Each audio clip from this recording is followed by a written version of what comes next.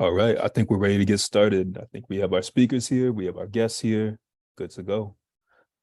So I'd like to introduce myself. I'm Devin Bowdry. I'm a student here at Mitchell Hamlin. In my last year, welcoming you all to this discussion on racial capitalism called Marking the Roots of Racial Capitalism, Anti-Blackness, or Elsewhere. And I have the pleasure to introduce Dr. Anansi Wilson. Dr. Wilson is an award-winning scholar of law, literary and cultural studies, a racial justice strategist, author of creative nonfiction, and employs critical race, Black feminist performance, and women and gender studies and legal methodologies to examine how instances and extra-legal precedents of anti-Black violence and racial sexual terror continue to frame and impact notions of Black being and citizenship.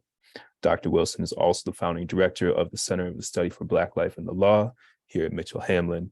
And with that, I'd also like to thank Mitchell Hamlin and Harvard Balsa, Law and Political Economy at Harvard, and Mitchell Hamlin Law Review for also helping to bring this together. Lily, I'll turn it over to you. Awesome. Thanks so much for that wonderful introduction, Devin. It's been such a pleasure to work with the students from Mitchell Hamlin to make this event happen. It is my pleasure to introduce to you all Yuille, who serves on the faculties of Northeastern University's Law School and Diamore McKim School of Business. She is a recognized praxivist, which is a philosophy that involves using her theoretical scholarship to inform her engagement in social change.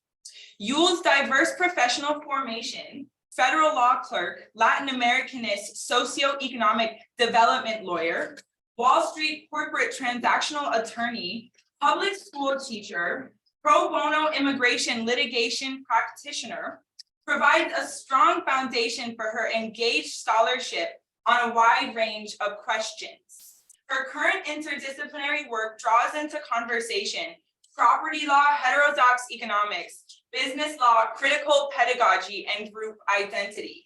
She is fluent in Spanish and Italian and credits her most enduring education to the varied experiences she has had as a praxivist doing work all over the world. And with that, I'll turn it back to you, Devin, to get us started today. Perfect. Thank you so much. Maybe to our speakers, is there anything that you would like to add to your introduction or anything you'd like to say before we dive in here? Nothing for me. I'm sorry. I know that the Mitchell Hamlin side is having trouble logging into the Zoom room, so I'm trying to help on the tech side. But Lua, I missed you. It's been a long time. What you got to say? It's good to see you. I would have said this is Louie. She likes French fries, so I feel like already more, and there's a substantive reason. I think too much was said, and so let's dive into this conversation. Let's go. Perfect. Okay. To kick it off with the first question, setting the stage for the discussion here. So to the both of you, in a few minutes or so, how would you describe racial capitalism? What's your elevator pitch? Is it an academic framework, a movement? How are we thinking about this? Lua, I'll start with you. I don't need a few minutes. Racial capitalism is capitalism. So if you think capitalism is a movement, then racial capitalism is a movement. If you think capitalism is a heuristic, then racial capitalism is a heuristic for thinking about economic provisioning. I have a really broad definition and understanding of economics as social provisioning. And if you think racial capitalism is just, or if you think capitalism is just an economic system, then racial capitalism is an economic system, because I don't think that there's any way that we actually understand it, that we actually can fully understand capitalism as a technology or an institution without understanding that it is coterminous with racial capitalism. And Anansi, over to you. Same question. What is your elevator pitch? Yeah, so I would agree with Lua that all capitalism is racialized, right? So all capitalism is racial capitalism, but I think also racial capitalism comes out of a particular history, right? It comes out of a history, at least the term, right? The specific term comes out of a history of the ways in which Black people have been made into bodies, Black lives have been made into capital. And so we're particularly thinking about African Americans in the United States is where this term comes from, right? So the ways in which bodies become capital, the ways in which even after slavery, Black bodies remain in a kind of relation to capital, and the ways in which capital relations, right? This idea that like, how do you build wealth is a relation to proximity and distance from Blackness and anti-Blackness. So I would just add kind of like the racialized notion of the specific term, right, comes from a relationship of the Black people to being enslaved, to being living, fleshing capital, right? But I think that all capitalism, again, does a particular type of thing with racialization. Yeah, and that kind of moves us right into the next questions. Maybe Lua, on your end, what are you seeing as kind of the roots of racial capitalism here? So, I mean, to build on this idea of why we have a specific term was to really recognize in my view, and I think that this is consistent with the particular use of racial capitalism that I ascribe to, which comes out of Cedric Robinson's work, because we naturalized capitalism and we spent, because sort of knowledge production is also a site of power. We spent a lot of time making invisible the fundamental role of the lowercase capitalization of not just any people, but particularly Black people. We made that invisible. We made it outside of the fundamental nature of capitalism. And so we needed to, and Cedric Robinson did a really good job of saying, hold up, wait a minute, you can't divorce your discussion of what you treat as the salvation means of social provisioning without treating the racialization of people. And when the model that we use to racialize people, right, because race is a social construct, the model that we use to racialize people was specifically and directly designed to capitalize Black people. And I think that means Black bodies, but also Black humanity. I don't know if that was really responsive, but that's what I got. Dr. Wilson, anything to add to that? Yeah, I mean, I think it's interesting, of course, like adding on to what Lua, I'm going to call her Auntie, I know she hates it, Auntie Lua had to say, right? If you think about Cedric Robinson's dissertation before they go into, their book, Black Marxism, their dissertation is called Leadership, a Mythic Paradigm. They really get into this space where we're talking about not just the idea of like Black bodies in our relationship to subjugation or Black bodies in our relationship to capital or capitalism, but what does it mean to be a body that is excluded from the idea of humanity? Right, in this particular type of social order. And what does it mean when the marketplace, right, is a space where Black bodies are being traded, used, consumed, and what have you, right? So on the one hand, you have the plantation and the slave market, right? And then as we move from that, right, we don't just leave the plantation, we don't just leave the slave marketplace. What we have is a new floor. Right. So the marketplace is a different place. Then we move into, peonage systems, and we move into, from there, Jim Crow, and from there, mass incarceration, from now the age with Trayvon Martin, where the idea is that like Black bodies can still be used, right? And people's a hard term, right? And I saw Lua kind of struggling with that, right? Because we strive toward Black humanity, but we also live in a world where Black humanity in and of itself is something that is not ascribed really by law. Right? That it's something that if Black humanity becomes a problem for the legal social order, because if Black people become human, if the 13th, 14th, 15th Amendment become actually realized, then what do you do with the whole Constitution itself? If we're in this moment of a second founding or a third founding, as I think myself and Lua and Imani Perry and others would argue, then what happens, right, to our actual constitutional precedent? If the precedent in and of itself is a racial capitalism, is an anti-Black precedent, is an anti-Black social order, what do we do? right? And I think we see this both on the economic side, where Black people make, what is it, 60 cents per hour, right, of a white cis man, and then you go down with cis Black women, and you go down with trans and queer people, and you continue to go down from there. We continue to see that like Black presence is regulated.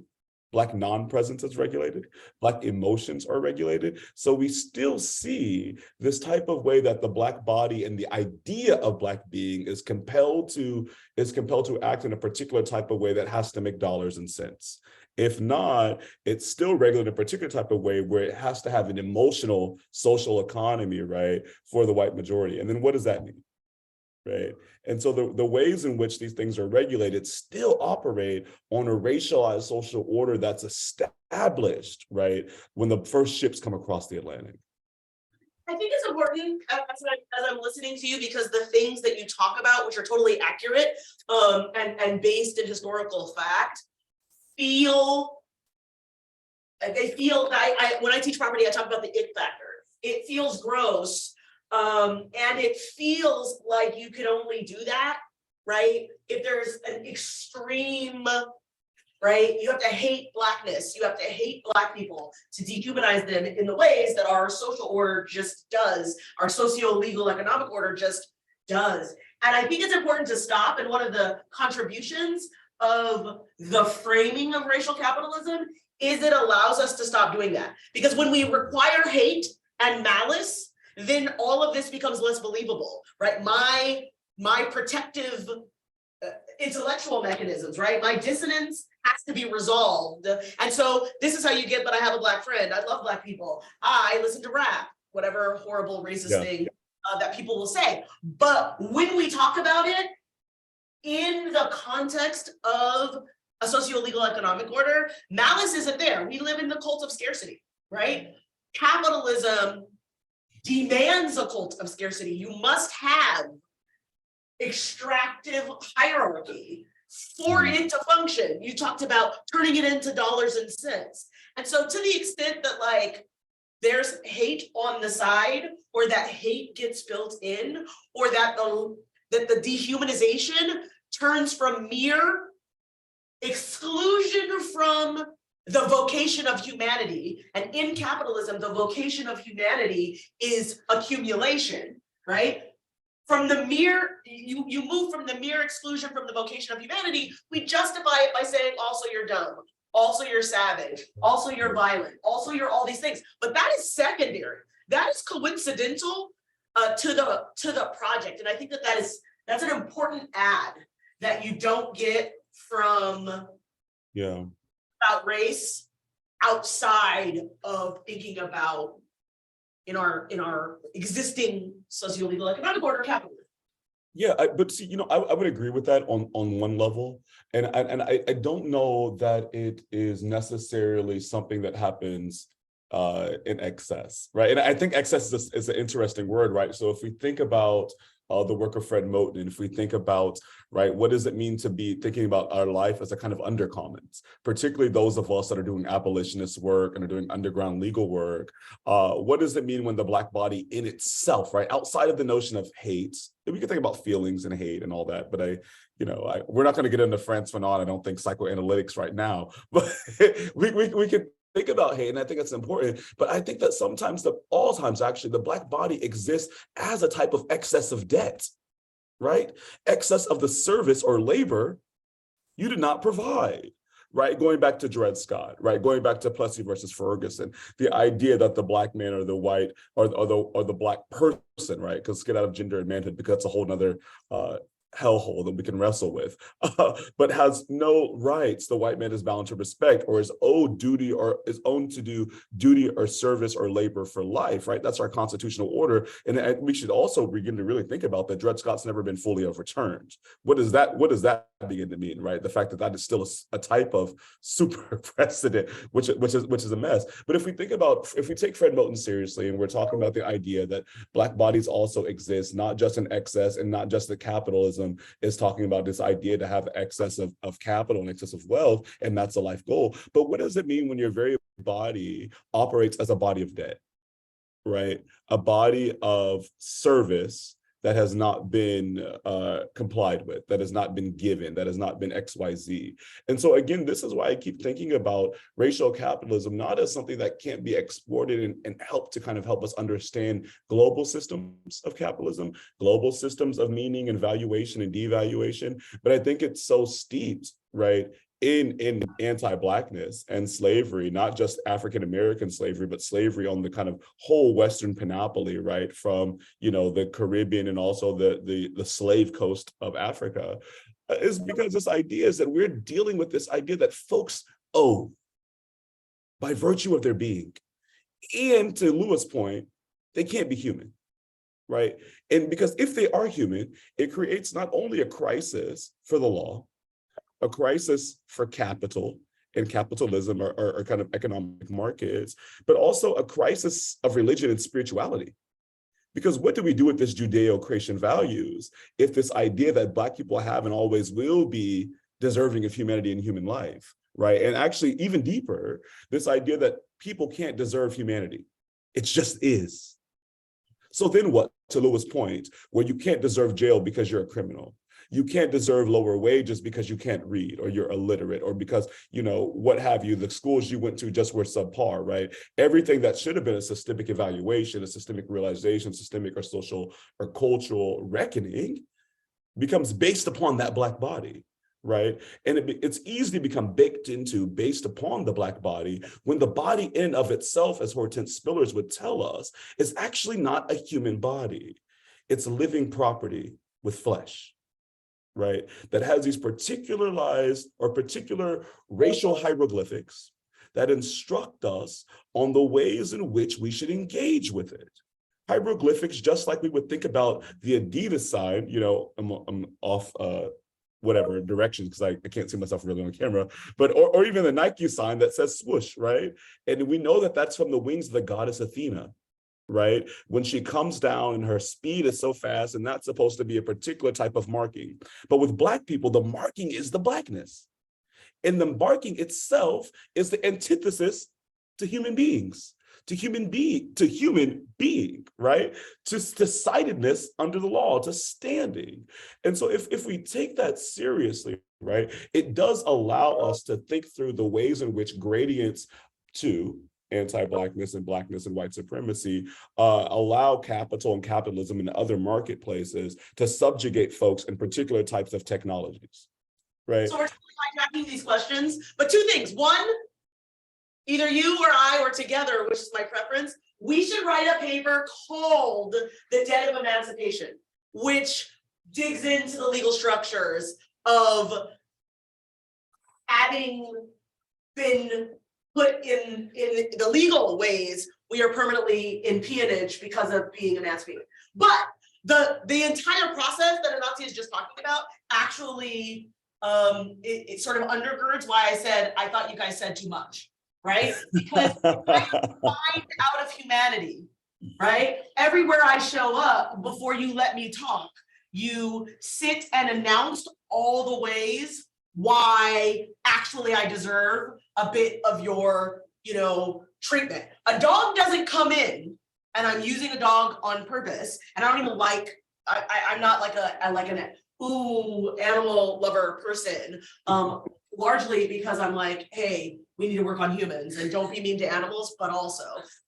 But you would never, like, sometimes they bring the like emotional support animals in so you can pet them. Do they walk around saying, this is a wonderful dog? They are hypoallergenic. They have like hypoallergenic fur, and like they're super fluffy. No, they just are like,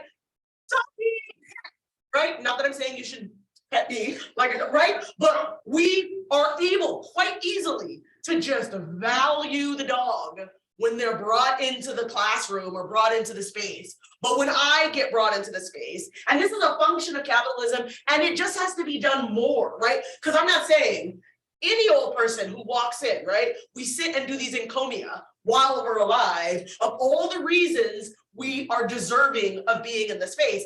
And it just hits different for me as a Black person, as a Black woman, that anywhere I go, right? I go to teach my class, and my students are like, who are you? What did you do? I don't know, someone hired me. Maybe that's who I am, and maybe that's what I did. Do you like her? Because she asked me to come here. So why do we now need proof that I'm a person? But when you're defined out of humanity, to get to talk, you have to have proof every time, over and over and over, everywhere I go, being credentialed as a person and as a person valued and not like the other ones. Perhaps, or which is true, and I think it goes deeper than that. I think that like your body, particularly like as a Black woman or a Black queer person or a Black non-cis person, your body acts as a criminalizing body of evidence, right? So we think, and this is because I was teaching Crim Pro last night, but I think we also think about, right, this idea of our rights that bar us against self-incrimination. The Blackness is the self-incrimination, right? So what you're trying to do is argue yourself out of a crime. You're trying to argue yourself out of a cell that you were born into. And what does that begin to mean, right? And that's just, to Lewis' point, that's the criminal part. That's not the capital part. That's not the market systems that are now saying, even in the cell peonage system, make some money for us, right? Or even in the cell, I mean, we can think about, and I hate talking about this system, you know, down Louisiana, Angola.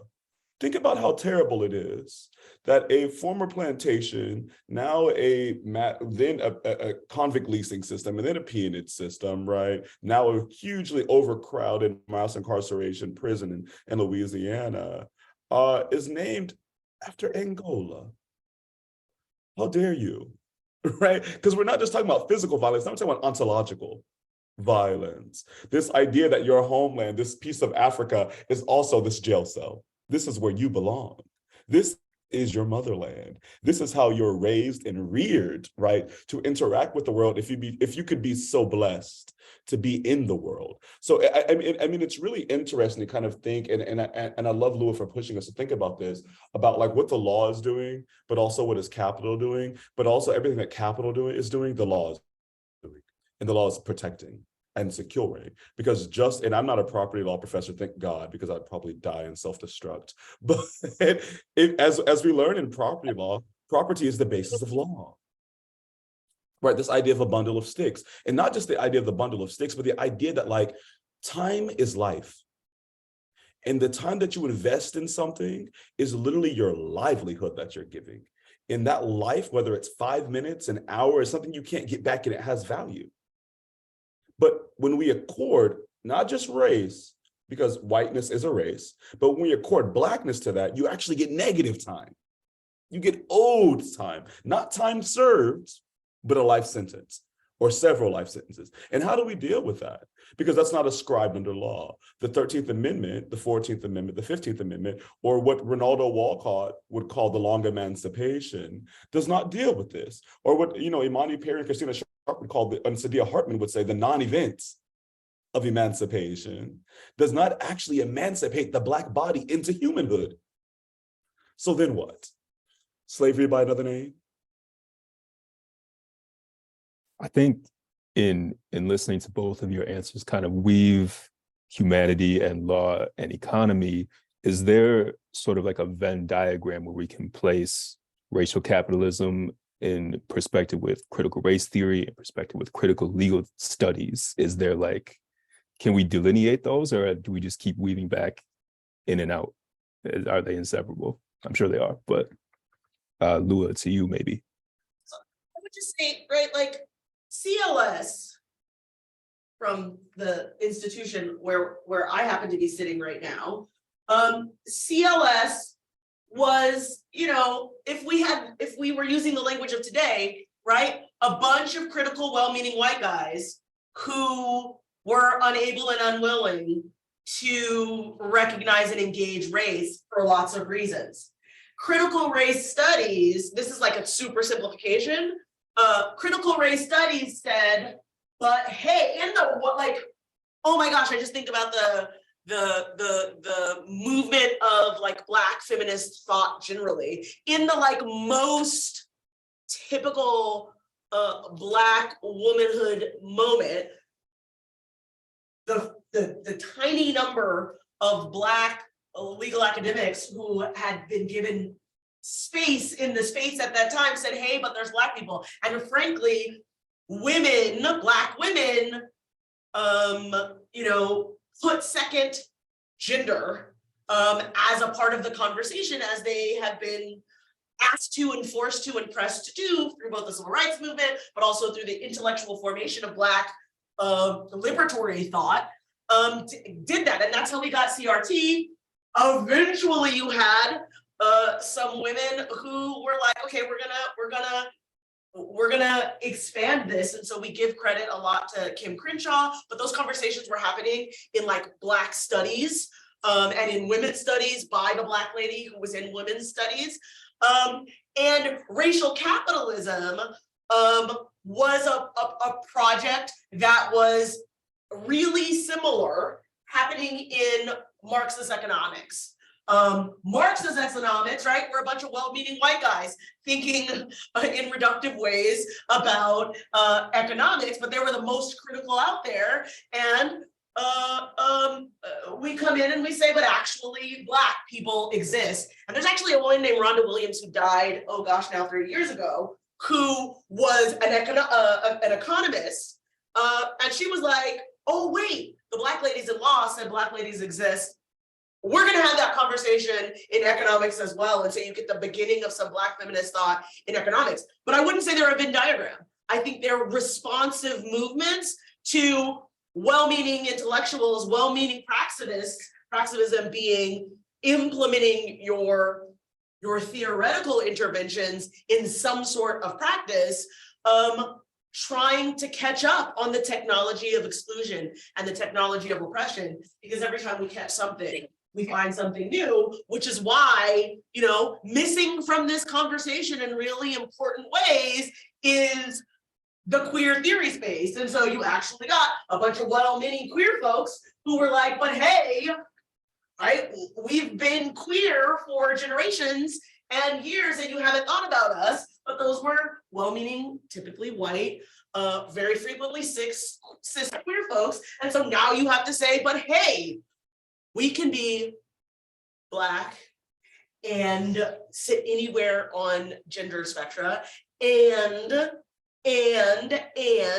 we need to find ways to include those conversations. And these are all movements through those processes of trying to constantly create space for liberatory thinking. That's right. That's right. And, you know, I would just want to underscore what Lil was saying about the fact that these are movements, right? And they're movements in and out of spaces. They're movements of Black people being in the room and saying, girl, you lying, what you talking about? You know, basically, that like, what, who, what, where, when, why, this analysis is lacking. But I think it's also important to think about, and Lil hinted at this a little bit, that like, a lot of these concepts outside of critical legal studies, right? So we think about critical race theory, we think about, you know, Black Marxism, we think about racial capitalism. These things are coinciding with the Black, kind of Black power, which is a weird bridge, but we'll say that these are coinciding, right, with the creation of Black studies, African-American studies, Africana studies, African and African diaspora studies, programs, departments, majors, PhDs, minors across the country. These are coinciding with Black students taking over universities. So the takeover that we're seeing with critical legal studies into critical race theory, with critical race theory into a kind of a more Black queer kind of framework that gives way, right, to, in many ways, a type of Afro-pessimism, which is, we can talk about that at another time. And even with Black studies or Black feminism is still being taken over in types of ways by like non-cis Black queer people, right? 60s, 70s, 80s, 90s. These are bodies taking over fields of study, but there are also bodies being arrested for taking over universities. So we can't, right, again, and Laura brought this to us in the beginning, we can't get away from the Black body. Because just as the Black mind is infiltrating these spaces, being a contagion, as some critical legal theorists have called it, in these spaces, the Black body too is taking over these spaces and being ejected from universities, being arrested at universities, right? Being killed at universities, being blown up, right? At the MOVE movement, again, in Philadelphia, right? So all of these things are happening at the same time, but I don't also want us to lose, because Louis did hint at this, the fact that like Black studies is really a Black queer project, right? And even, right, the kind of what we call the kind of founder of like this idea of racial capitalism is coming out of the beginning of Black studies, right? There's none at his program coming out political science, political theory, but becoming out of the beginning conversation of Black studies. And even as we think about a Kimberly Crenshaw and her notion of intersectionality, she's coming out of the tutelage of Black queer feminist women who were her professors, right? That introduce us into the idea of, what's that article that sister wrote, Kathy Cohen, Bull Daggers, Dykes, and Feminist, right? Or Patricia Collins and Williams as well, that are talking to us about the matrix of domination, right? And I love Kimberly, but we have to be honest that this was just a recoining of a framework, right? To make it easy for lawyers and law professors, because lawyers and law professors don't read outside of the law. So she had to give us a term that made sense, that did not scare us, because sociology was too hard. Black studies was too hard, right? So and even thinking about Kim, this idea that like Black people, and particularly Black women, always already have to speak several languages just so you get it. And that too is a type of labor. That too is an economic demand. And so what do we do with it? Usually, and I think as Lewis said earlier, we mark this as a normalized way of being. Explain yourself to me. What did you mean, right? Not, oh, I should go read. What is that term? Let me look it up. You, the labor is demanded of you. And if you cannot do the labor, you're unsuitable to be at Harvard, at Mitchell Hamlin, as a professor, as a student, as a staff member, as a custodian, because you cannot explain to me why you deserve to be in this space. Well, and also this is all a project. It's like there's so much, it's a dissonant project, right? Because there's hyper commodification happening, right? While we're excluding people, while at this school people are calling people while they're studying, right? To exclude till today, right? To exclude Blackness, to exclude Black people from the space, we're also being extra labor is demanded from us intellectually, but also extracted from us by being present, right? Because you have to have Blackness in the space.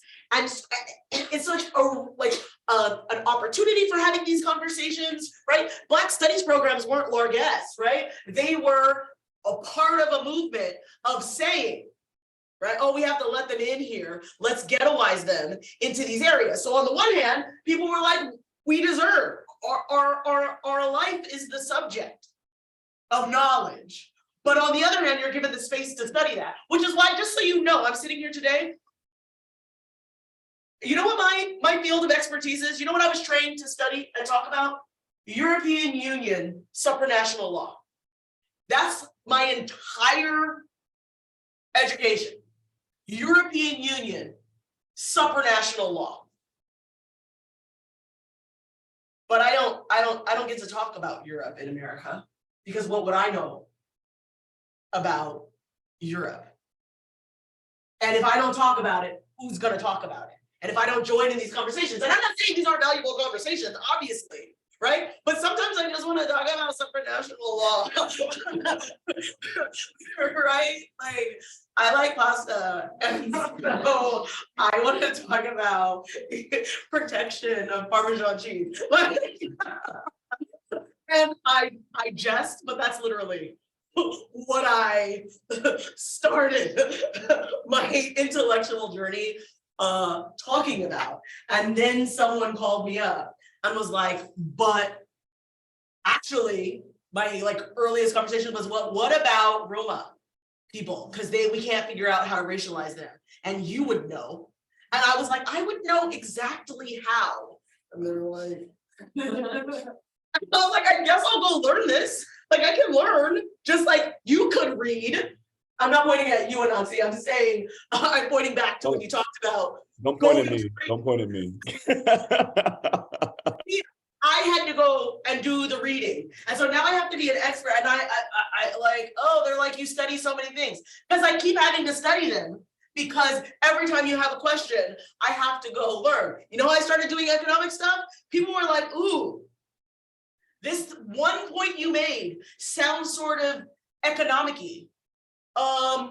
figure it out. And I literally read the entire obra of like law and economics over 2 weeks before I got a job in academia, because they were like, if you say this thing, they're either gonna think, I had this paper on gangs, and they were like, they're either gonna think that you're somehow a gang member, or if you lean hard into economics, you can justify your existence. So it's just a really interesting alchemy that drives these spaces, and we live in the dissonance of constantly being commodified, constantly being the subject of extraction on more levels than are a part of the conversation. That's right. It's distraction and disposability. Right. Because I mean, we're thinking about climate change, right? And we think about disposability as something that actually affects the climate. But I love to think about the work of Christina Sharp in her book In the Wake on Blackness and Being, when she talks about, the ship, the whole of the ship, and then the wake, right? So wake as, and wakefulness as being conscious, being woke, but also the wake of the ripple of the ship of slavery, right? What exists after the wake as disturbance of the wave, right? The wake as memory, the wake as what you do when someone dies and you give honor and you recall their lives. And so when you talk about this idea of like having to create new expertise because your old expertise are unremarked, no one is awakened to them, they won't look at them. It's also interesting for me, because I'm on the other side, right? I did get my PhD in African diaspora studies, right? And I knew I had to do that, one, because the law refused, and I went to Howard Law School, which was a good time, but also 3-year program, right? This allows you from learning about the Black, and I have an article about this, where is the Black in Black letter law? Where's the Black body that Black letter law is actually built upon, that it's scribbled upon, that the hieroglyphics are written into? And you don't get to learn that in law school because you have 3 years and maybe 4 or 5 electives, right? And so by the time you've stumbled upon a concept, you've began to birth a theory or a critique, you don't have time enough to sign up for it's a sextive class, or to even have that conversation with that professor or that conglomerate of professors, even know who that is. And so for me, it became very important to have my PhD, because people would start saying, you're just talking about your personal experience. How do you know all Black people? Well, who said all Black people?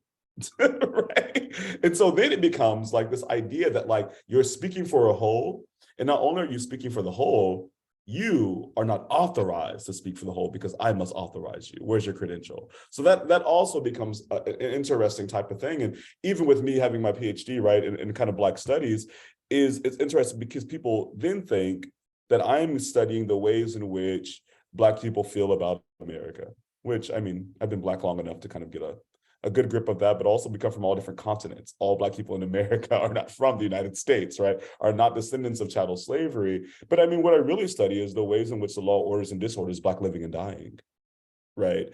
And I do that, right, not from the United States to the present, but thinking about the first idea of racialization in the 1400s in the Dutch, empire, right? How are we thinking about speciesism? How are we thinking about the idea that like species allow people to be accepted from rights under law? And then we move from species to Lewis' point, we're talking about robots. That's where my mind first went. I'm like, well, first they're going to say it's a different species. It's not really a human. And then as it becomes more and more human-like and starts, performing our functions, whether it's labor functions or even sexual and pleasure functions, we'll say, well, it's a different type of human. It's a different race. It's human-like, right? And that's the process that society has followed for at least 700 years. And because none of us are 700 years old, we don't have a memory of these things. So as they start to creep up, we're like, oh, well, that's different. It makes sense. That's what we would do. That's why we should call it that. But the reality is, these are the processes of capital, but also the process of capitalization, rather, and capital making and property making and propertying, and also being an owner, right, that gives us particular types of privileges and rights under the law from slavery to the present, and also feudalism to the present. But these are also processes that allow us to do harm without emotional, psychological, psycho-spiritual accountability, because it's not a human, it's a species. It's a dog, as Lua talked about earlier, that's not doing its job. It's a vacuum cleaner who the power won't work, or the TV who the picture's going off. So what do? You slap the TV. It doesn't feel pain, right? You're just getting it back to itself. And so these are the type of separations of the logics of humanity, the logics of equity, the logics of togetherness that we employ and have been employing for at least 800 years. But it's a creep because one, we have people like psychopath Ron DeSantis in the South, right? In other places like, the Governor Abbott, that are saying it's illegal, it's harmful to teach the truth of history. Our children can't take it. Why is it that your children can't take it, but our children must live it? Like, what are we talking about here? And I think that what we're getting at is the idea that if you exclude fundamental facts, if you exclude history, then you also exclude a basis for critiquing the current social order. And that also, right, is a type of defensive racial capitalism defending itself. Thank you both. Lua, I want to come back to something that you had mentioned a little bit in your last answer, and I hope I don't deviate us from where we're going here, but how each of these are kind of responsive movements. Someone is not included in the theory that's progressing, and so you branch off, you have queer theory, but what does this do for the overall coalition of wherever we're trying to get to? How do we have enough mass of people, I guess, moving in the same direction, or how do people kind of move back and forth between these different theories to give them some momentum? And sorry, 1 second. I just want to recognize, we have some people who have classes at 1:30. I hope you guys were able to get a lot out of the conversation you saw so far, and this is also being recorded, and we'll talk with the organizers about whether that will be posted. So thank you guys for coming. I would say that's a really hard question. There's some recent research that I hate to say it this way, but I don't have it in front of me right now, that talks about a major problem, a hurdle for movements. One thing about the sort of evolution of the social movement in at least in the US context was that we took on one thing at a time, right? So the civil rights movement had a particular focus, and then you were able to build on that and sort of get everyone on board for movement stage 2. So this is why if you go to like the Civil Rights History Museum, you'll see that we went from the civil rights movement, you get the women's rights movement, you get the environmental rights movement. Like last in time is like queer rights, sort of in figuring out having momentum around a focus. And that doesn't work today for lots of reasons, including all of our movements were somewhat failures. And so we want more. So I think the first step is to recognize and demand less orthodoxy. It's okay to be a non-intersectional queer activist who is thinking about how capitalism impacts queer folks. It's okay to be thinking about how capitalism impacts the lives of women, cis women, right? It's okay to be thinking about this one space. And I feel like if we allow folks to not give a pass on the reality of the intersectional experience, but allow them to focus their energy someplace, we could actually get a lot further. Because like I cannot be in every movement at every moment and also survive capitalism, right? Because part of surviving capitalism is that I have to have my labor extracted so that I can eat and reproduce the kids that capitalist structures forced me to have in much more profound ways today than maybe when my kids were actually born, but still. And so I think to me, that's the step one. Knowing that there's more, knowing that this isn't natural, knowing that this is a set of choices, but also allowing us to recognize that we're all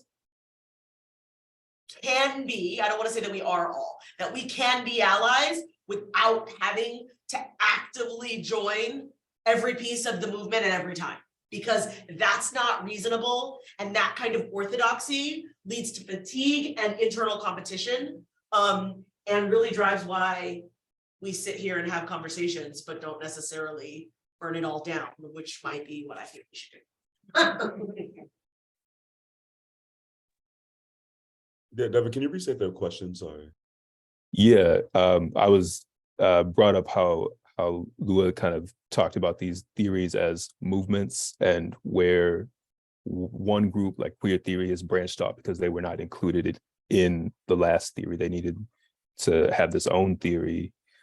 How do these groups move together toward, I guess, the just end or whatever we're trying to get to, and keep a strong coalition at the same time? Yeah, we do and we don't. Right? We move together and we move apart. And I think that's something that Lua was hinting at, that we don't actually have to move in lockstep. Because the reality is, and I mean, Derek Bell, I would say, you know, one of the founders of critical race theory, talks about interest convergence. And he talks about it in the idea of, like, you know, the Brown v. Board decision, and like white supremacy and civil rights and, you know, the Cold War and all that. But I also think it really applies to intra-racial, right, activities in social movements.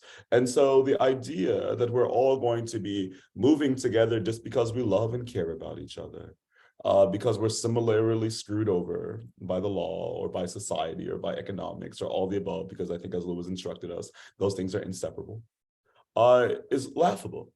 Because I mean, the three of us you're moderating, and Lewis here at Harvard, and I'm here, you know, in Minneapolis, the three of us have been Black for a very long time.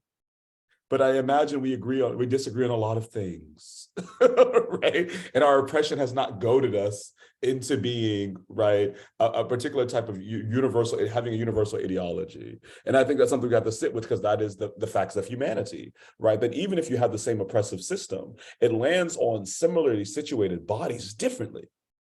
So the ways in which we respond, right, are not just about the way the oppression hits, but also the way we're raised. Also the genetics that we're passed down with, also our capacity to deal with harm. Are we a fight or are we a flight person? Are we a strategist? Are we an activist? Are we an organizer? Are we a poet? Are we someone who has a hand in all these bags? Right? And so I think part of it is that, like, capitalism, and racial capitalism in particular, has led to post-civil rights movement, this idea of a super specialization. And we see this notion of specialization both in social movements, but we also see it in the economy, right? Oh, you didn't just get an MBA, but you're a specialist in business management, right? Oh, you do like flows, right? You're working at like flow charts and the ways in which different resources get to their place on time, right? And even with that, there was a specialization. And so I don't think that we can be afraid of the fact that people of color and people writ large across race, gender, sexuality actually specialize in the things that make the most sense and most meaning to them and are most special and spectacular and harmful to them. And I would say, to kind of underscore one of the things that Lua has said, is that we must be careful, though, to say that, you know, we can't just get to this point where I'm just doing research about me as a privileged XYZ person and do not have an intersectional window or the humility to know that I don't know, right? Or to be a queer and trans and Black and whatever fill in the blank type of person, and also not understand the ways in which the systems of cisgenderism, the systems of anti-Blackness also affect cisgender white people, right? So, like, how do we think about ourselves as differently entrapped in the same system, in different cells, right? And so I think that, like, the way that Assad Shakur and Audre Lorde and Maya Angelou and others have moved us forward is to both think about the idea that when I come into the room, I come as one, I stand as one, but I come as 10,000, right? Those ancestors that made me come here, and being mindful and accountable to those that came before us and the movements that people died through and were stolen and killed through. But then to also be humble enough to think about, whose ancestor am I? Whose name have I not spoken? Right? Who am I? Who should I be in community with that I have not yet articulated or made myself a home to? Right? And then to Louis' point, if you're a mother having kids and you're birthing people in this whole capitalistic system, what do I have the capacity for? And secondly, why don't I have the capacity? What is the system, the culture, the tradition, the policies that disallow me from having particular capacity to deal with the human needs of others, Doesn't mean you got to be a superwoman or a superhero or a super person. It does mean, though, that this too is an opportunity for liberatory work. Hopefully I can spark some more disagreement with this next piece here in a friendly way. But Lua, I think maybe referenced it in the beginning, very beginning. If I have your framework right, are you looking to see racial capitalism extended to a universal framework? And if so, could you expand on that if I have it correct? I believe that any full accounting of any system of power allocation. And so I talked about me seeing economics as a system of social provisioning. What we're provisioning is power. This is like the law and political economy. It's not orthodoxy, but like the basis. So I think that any view of a provisioning system that doesn't take into account all the technologies of hierarchy and power and oppression is incomplete. So yeah, if in that sense, I want to see the concepts, the tools, the heuristic of racial capitalism everywhere, right? Because we can't actually analyze. And I like to say, I mean, I like to avoid saying we can't fix things because I believe that all the systems are working perfectly well. Right? Because I think that the point of the systems is to create extractive oppressive hierarchies. The point of these things is to dehumanize certain populations, whether it's like who those populations are, frankly, that's why I mean, I don't think there needs to be hate or malice. It doesn't matter who the populations are, but a cult of scarcity and extraction demands that you have haves and haves not, have and haves not. The system is working really, really, really well.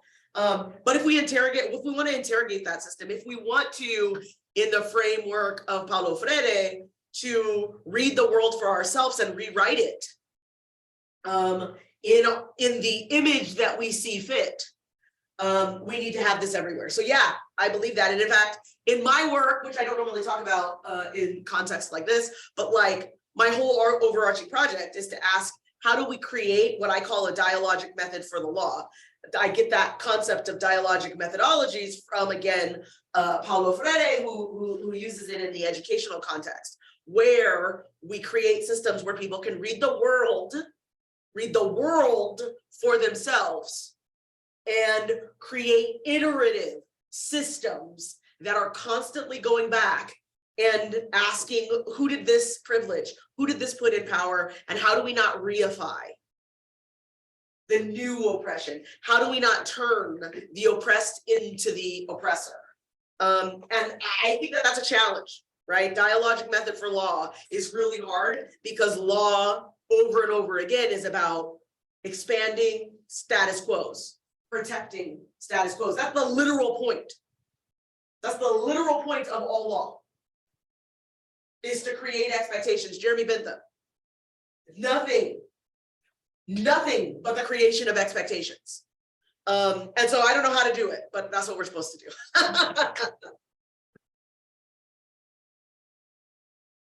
Yeah, I mean, I in some ways I agree, right? I think about, hip hop, right? That's something that is a very Black genre, right? That comes from other very Black genres, and of itself is like a Black resistance to an internal Black logic, right? But also a white supremacist logic and world order. But I think that with like hip hop, when things are uprooted and decontextualized from their roots, they merely become fusion pop and they have no meaning. I love Bad Bunny. I think they're great. But I also understand, right, that hip hop came out of a social order and a reaction to a social order of Black people being killed, right? Black people being killed by the weather. Black people being killed by the police, Black people being killed by legal and social policies, Black people being killed by white vigilantes, Black people being killed by their parents for being queer, right? Like, this is where hip hop comes from. This is the grime, the gutter of it all, right? Before, there was this idea of NWA talking about fuck the police. We also have Black queer artists talking about fuck my mama, right? Because she put me outside when I was 7. What does that begin to mean, right? But when these things become exported and globalized and uprooted from their own meanings, it becomes a fun beat. You actually don't understand that the creation of that beat came from the extraction of somebody's life, right? And so this is my problem with the ways in which racial capitalism is being, and I will say it's the DEIification of racial capitalism, much like we think about the DEIification of critical race theory, whereas everything that talks about race, identity, or gender apparently is now critical race theory, but does nothing to the aims of undoing systemic XYZ, right? Does nothing to the aims of talking about the blatant white supremacy of law. It's now how nicely do I feel? How nicely did you treat me? Are we all friends or family at work? Never mind the oppression that you face when you walk outside this door, or even when you come inside of it. Do we like each other? Do we feel happy, right? And I think this is what's happening, unfortunately, with racial capitalism, is that it is so divorced from its roots, from its moorings, with anti-Black colonial reality and anti-Black afterlives of slavery, that we forget to remember that these are the particular type of processes that brought this thing into fruition. And then as we forget to remember, or as Christina Sharp would say, we have memory for forgetting, right? We remember how to forget. These systems reify themselves in the same ways in which they birthed themselves out of the womb of the Atlantic slave trade. And we can't connect them. We can't understand them because we're not deeply, intimately aware of or grounded in the reality in which the critique first came from. The idea that you cannot be human and property at once, right? But the law says you must. So now what? Are you crazy, or is the law psychopathic? What is going on here? This idea of a born enmity, right, between human and property, between white and Black, between law and truth. And so if we're not able to truly, deeply get at that, it reproduces itself in the same in other places where there are racial minorities, racial majorities, right? Without the language of being able to call it out. So I don't have a problem with this notion that we're taking the experiences and the reality and the theories of a people, and we're reading that truth to prevent or undo the harms of other masses of people. But if we're not sitting with the conditions that the seed was made to grow in, the seed will flourish again. And so this is my fear that I see, particularly with racial capitalism, but also with a whole host of other theories that come out of Black studies that are unmoored and unrooted from Blackness. Similar to the ways in which we give land acknowledgements, we need to give intellectual genealogies of the ways in which that we got to this place. Otherwise, the ways in which we engage with the land, the ways in which we engage with the theory, the ways in which we erase the phenomenology of Black life that produces these rich ways of reading and misreading the world, right, are lost. Right. And the ways that we do this now become normalized because it's just the way we've always done it. And before we know it, slavery reproduces itself first with IT and chatbot and you know, these robot situations and AI, but then again on human bodies. It's a slow creep because no one lives for 800 years to remember these facts, unless it's a. Lua, I want to give you a chance to respond here. I don't disagree. And I think that when we don't give those acknowledgements of how we got there, that's just a replication of the extractive ideology and the cultural extraction that is capitalism, right? Because when I get to use your thing without attribution to you, and it's again weird intention, right? Because maybe we should abolish this. Maybe I'm Proudhon, Joseph Proudhon, who thinks that all notions of property, which are central to capitalism, right, are theft, right? Maybe I'm Dostoevsky, who at one time decried property as murder. So maybe that's true, but also it is extractive. not to recognize where you're coming from. And it's dehumanizing, specifically when you extract from a community over and over again and then get mad when they say this was about us or this was ours. And while you can use it to your benefit, it needs to be done again in dialogically with the people, which is hard, because how do you have dialogue with the people when we're sitting here saying we're not a monolith, we don't have to walk in step, right? It's the peoples, and there's lots of people.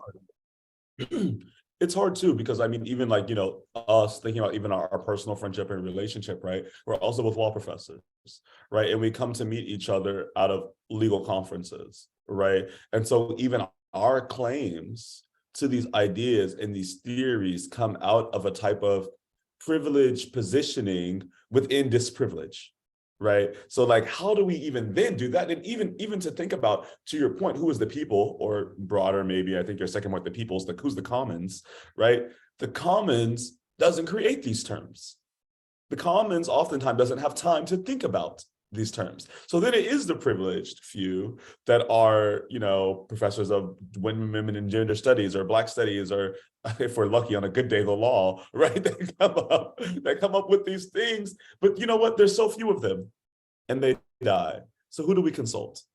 Who's in the room? Who is the authority? And even authority, again, goes back to notions of property. Who has the right to extract?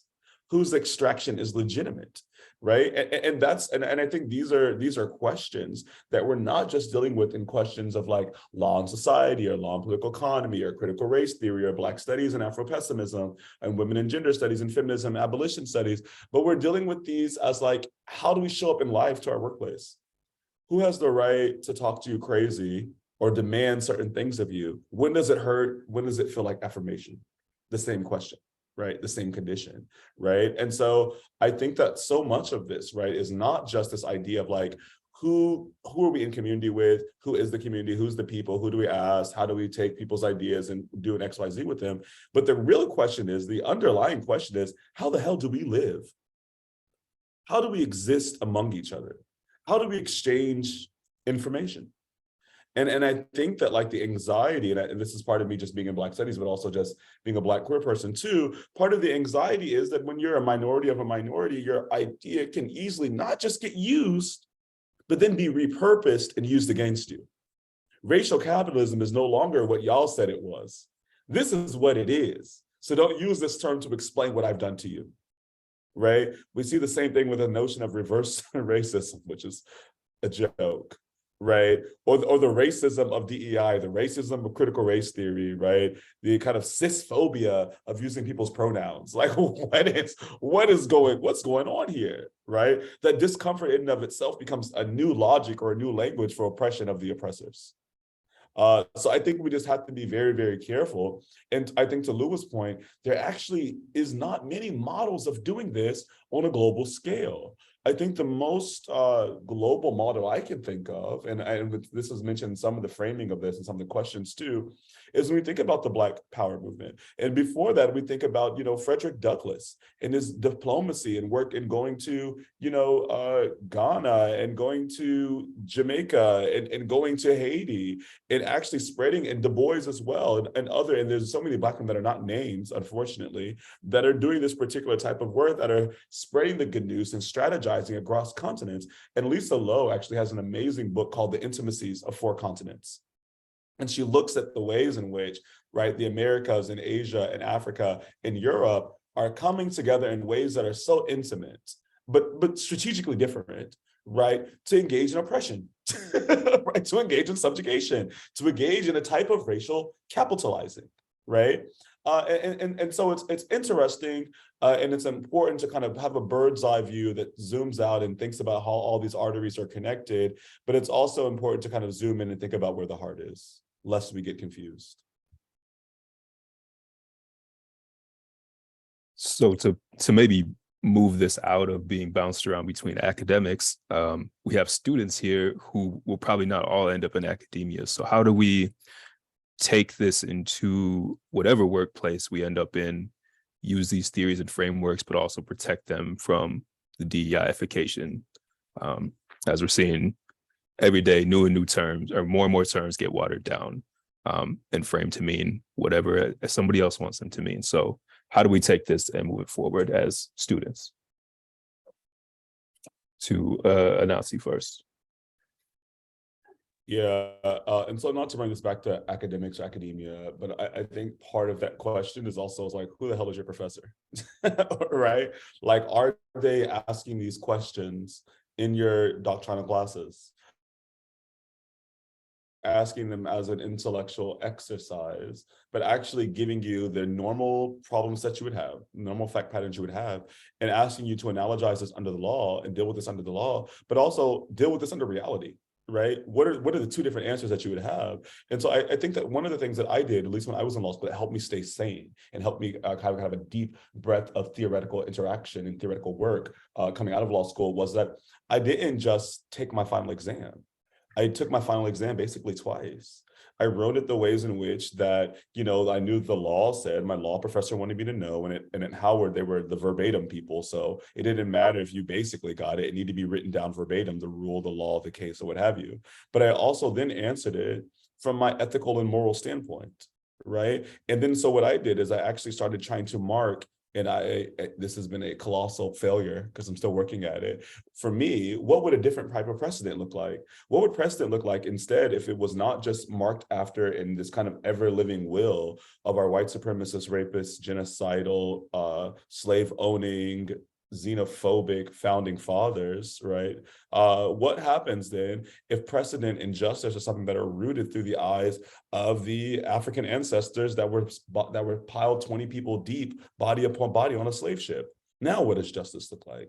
Now what does property look like? Now what does this idea of standing look like? And so for me, it was very important for me to have two answers and to also sit back and begin to look at how different, starkly different those answers were and how they felt on my body, right? And I think that, like, you know, there's a book called The Body Keeps Score. There's also the work of Audre Lorde, and she's talking about the uses of the erotic. But it's important for us to remember and actually be considerate of and believe what our body tells us about our experiences doing, practicing, and reading law, right? Because if something feels icky, it probably is. And you need to understand why, and you need to mark that, and you need to reflect upon that. And you can't just let it pass by. You have to now act upon that ickiness. Maybe precedent needs to change. Maybe the way that we're practicing law needs to change. And maybe you're the person that writes the article. Maybe you're the person that takes a unique, you know, pass at this kind of legal theory at a district court, at a Supreme Court, at a municipal court. And then that creates a pathway to change your whole understanding of a particular legal doctrine. And we saw that at Howard Law, right? We saw that with the legal civil rights with Charles Hamilton Houston and Thurgood Marshall and Pauli Murray and others. They didn't invent new laws. They just turned the law on its head.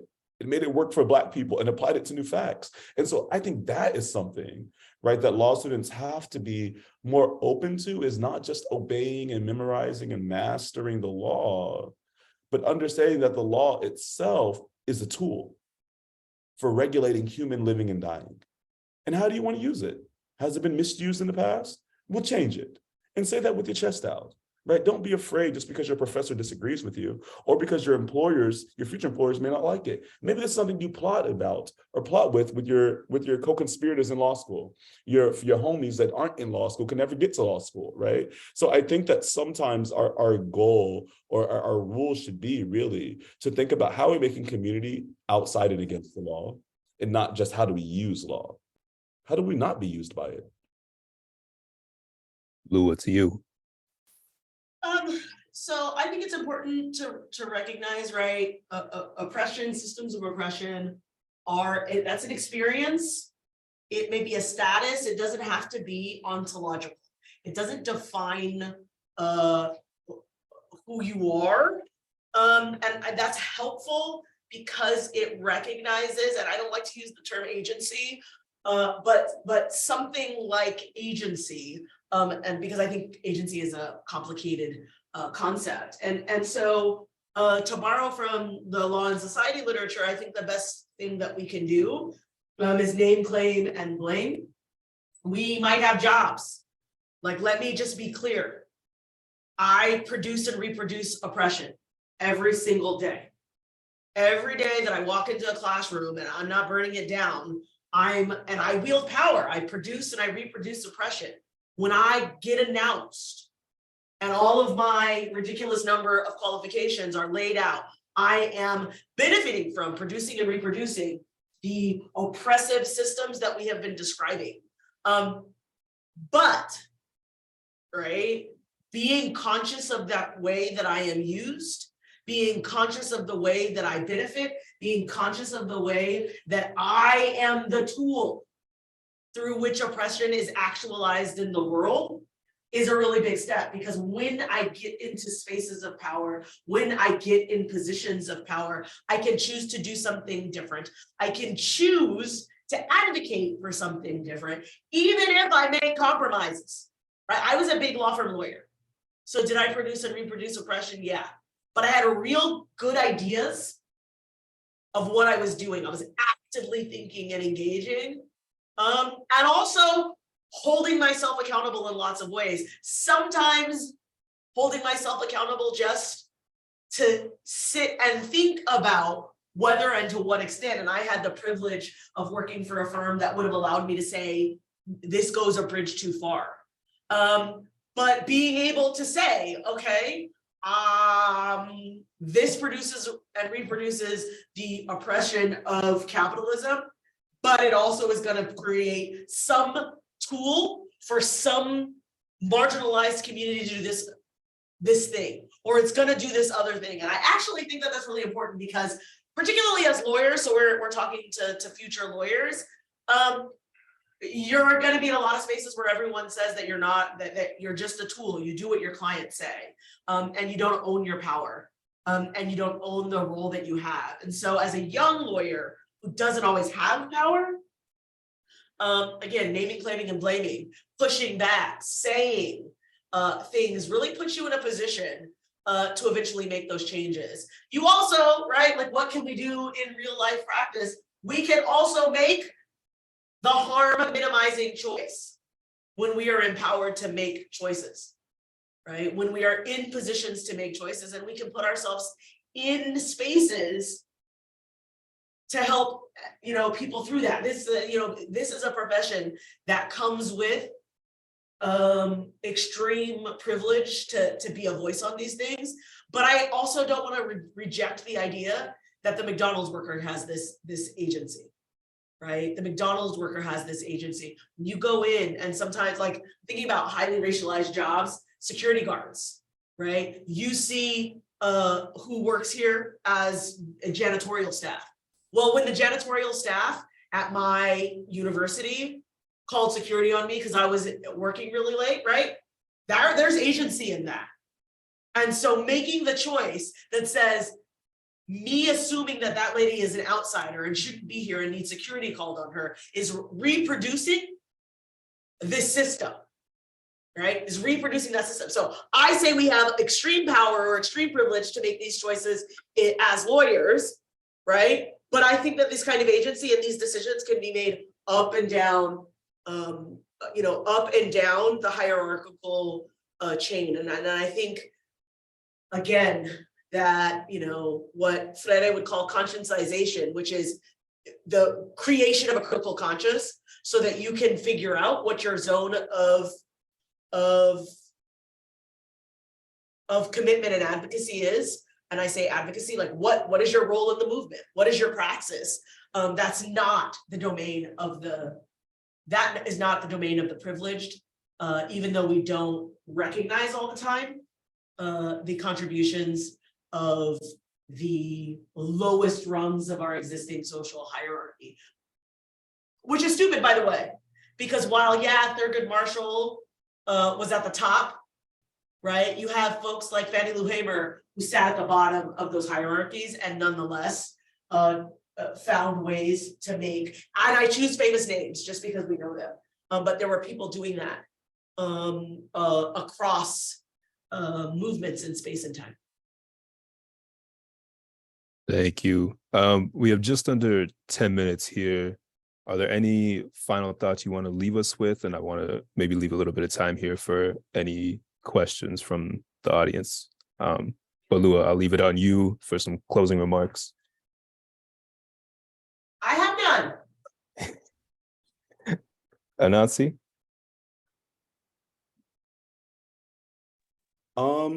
No, I don't really have any final thoughts. I would just say that, like, well, I guess that is a final thought.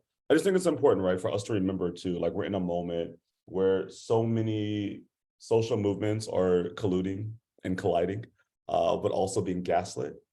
And it's so important for us to remember that these movements and these really reactions to social orders are about people's lives, right? They're not just about the lives of those of us that are fighting today or are in conversation today, but they're about the lives of folks that have been dead for 100 years, 200, 300 years, right? And I think to Lua's point, they're the Fannie Lou Hamers. And the Fannie Lou Hamers who are not even important enough for us to know their names, right? So it's so important for us to kind of re-situate ourselves in the reality of the bloodletting that it took, in the reality of the murders of people that it took for us to be in these present moments, and to sometimes to be in arguments that we feel are really petty and sometimes are actually really childish. So I just want to remind us that as we talk about racial capitalism, as we talk about critical race theory and Black feminism and abolition and political economy and law and society, and the international super work that Lua does that I can't really pronounce, right? These ideologies, these ways of viewing the world, these ways of measuring fairness, really, the ways of measuring humanity, right? And the ways of measuring whether harm itself and violence itself is legitimate for a certain action or for a certain person, come out of lives that were stolen. And so I think that as we engage with these theories, it's important for us to return to the folks that birthed them. And to also know that they could have been a shit show of a person when it comes to character. And that too is all right, because what we're looking at, again, is the conditions of the soil that allowed the seed to grow, or that demanded that the seed grow. Because when we talk about critical theory, particularly critical theory that deals with Black and queer and trans people and women of color, most people didn't want to write this stuff. This wasn't what they woke up and dreamed about. It was out of necessity. It was the fact that my people are dying around me and I'm dying too, and someone must say something, damn it, right? And then the next generation was, wait a minute, you left me out, let me perfect it. Or that word doesn't mean what it used to mean, let me intervene. And so I want us to kind of continue to think about ourselves as menders and interveners in the social order. But we can't mend or intervene or heal or disrupt unless we know the actual bones and the roots of that social order. So my advice is, books still matter, please read, no matter what your governor says. Thank you both. I have no questions in the chat, but if there are any questions from the two classrooms, happy to take those.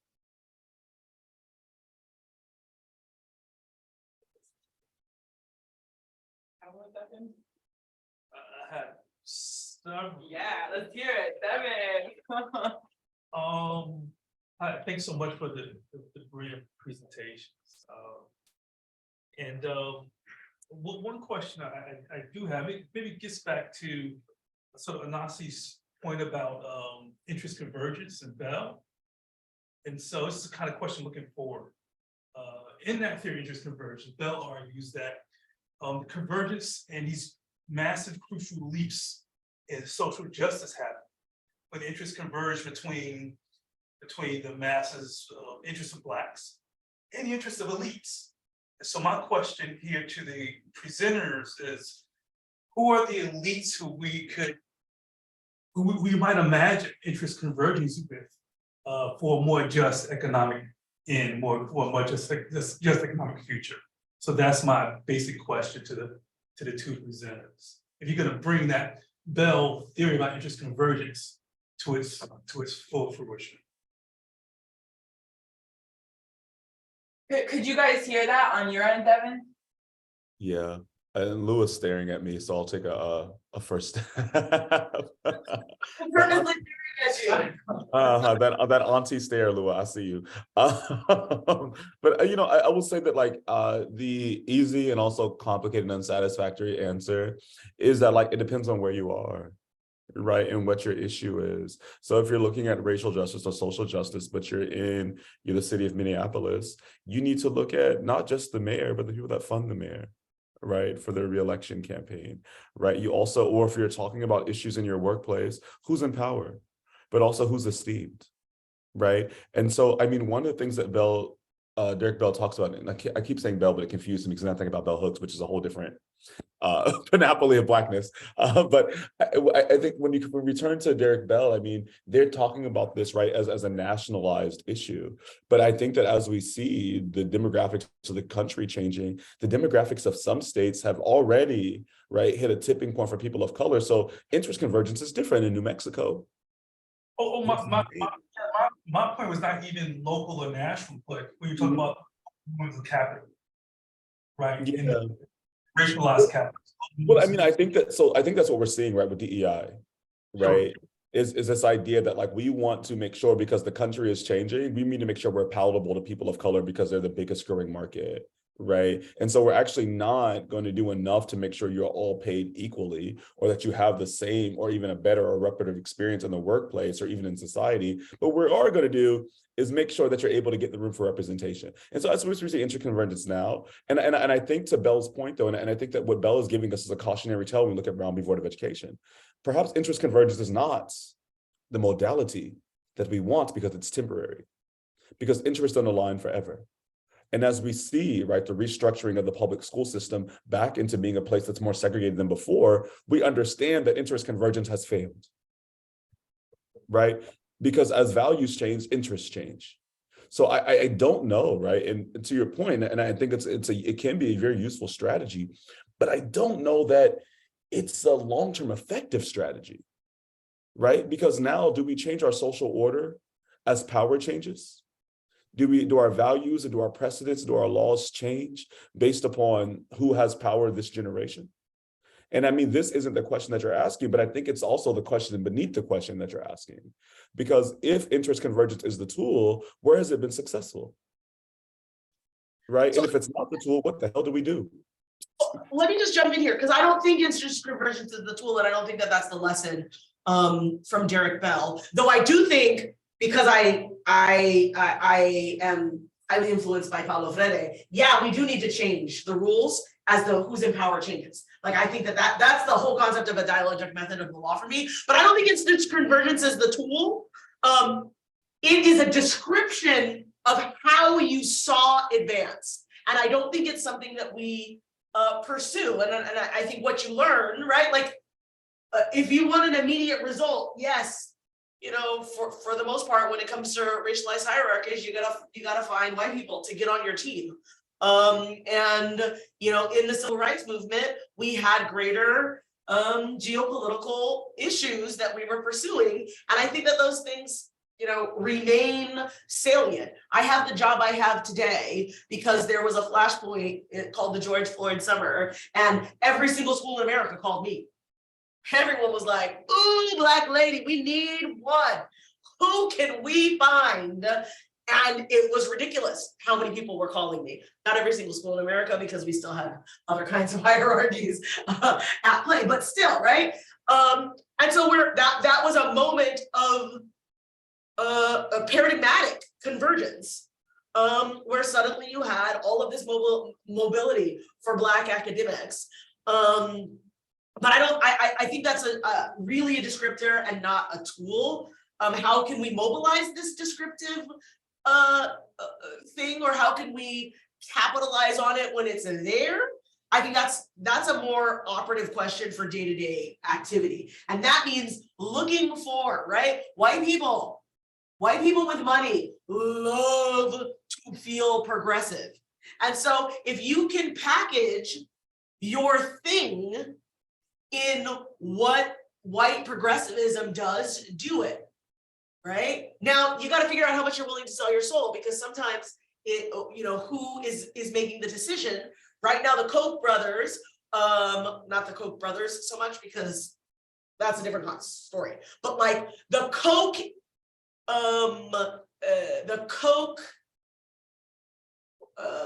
infrastructure is really interested in prison reform, right?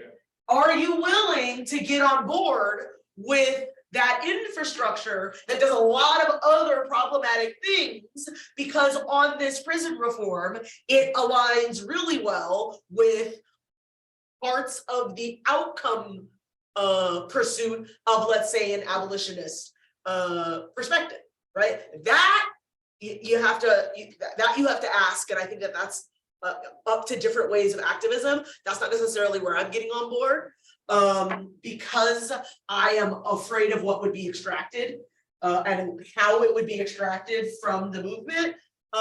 But that's a moment of interest convergence, because Koch brothers have an ideological commitment to some of this stuff that is really powerful, and they have the money to force decision makers, policy makers, to move.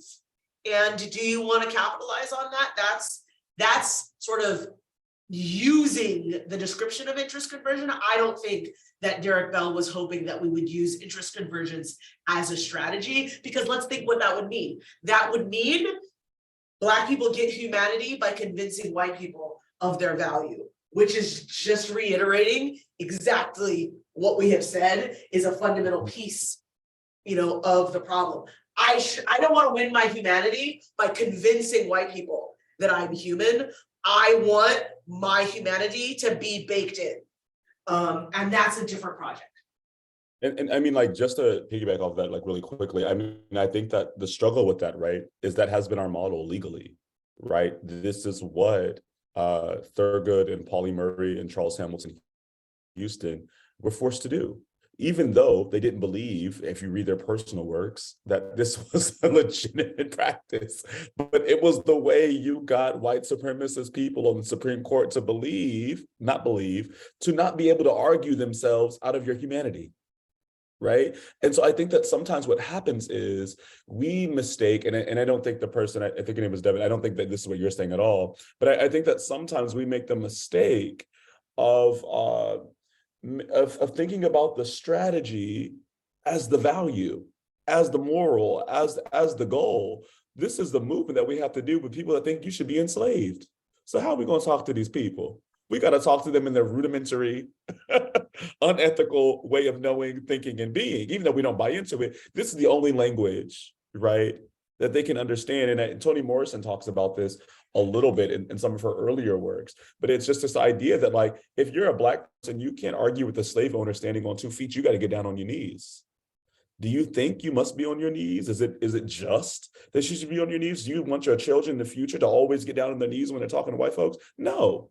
But in this context, it's the only way you can save this life, right? So I think that sometimes what happens, particularly because, and Lua, I don't blame us, but I blame our community for this, our legal community of Black and Black queer abolitionist practitioners, is that we have not created a new Black legal movement.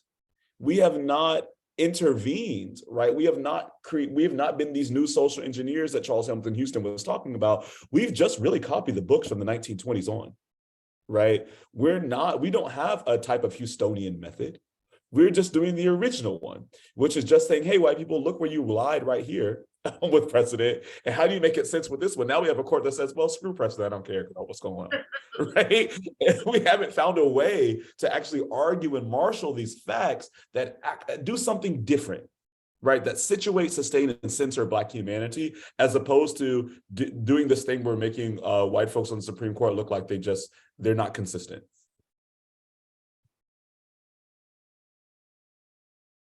The Mitchell Hamlin side had to leave. A classroom came in and took over. But any questions left on the Harvard side? I think we're good, Devin. Thank you. Okay, wonderful. Well, I hope this was educational for everybody. Thank you to our 2 speakers for being here today and teaching us so much. Yes, and just to know, this is recorded, y'all. I believe it's recorded. So I will send this over to Lua and Lily and others, and it'll also be available on the Mitchell Hamlin community side too. So it's good to see you, Lua, even though distantly. Good to see you. When are we hanging out? I want to come to some town. I think I'm going to both SEALs, and I'm going to the People of Color Lawyer Conference in Detroit next month. So if you're gonna be there. POC's in Detroit. Yeah, there's something in Detroit happening with people. I'll text you the link. All right. Thank y'all so much. Yeah, it's like I said. Bye. Go